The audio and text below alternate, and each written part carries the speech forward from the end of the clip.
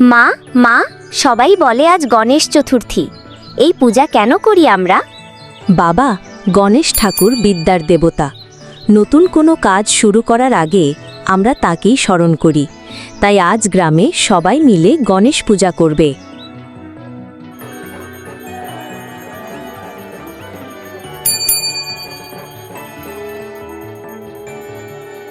জয় গণেশ, জয় গণেশ।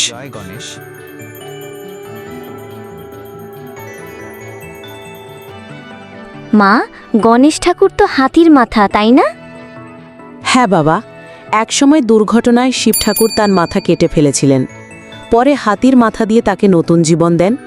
সেই থেকে তিনি বিঘ্নহর্তা, অর্থাৎ সব বাধা দূর করেন। হে গণপতি, আমাকেও জ্ঞান দাও, পড়াশোনায় ভালো হতে চাই। গণপতি বাবা মোরিয়া, গণপতি বাবা মোরিয়া।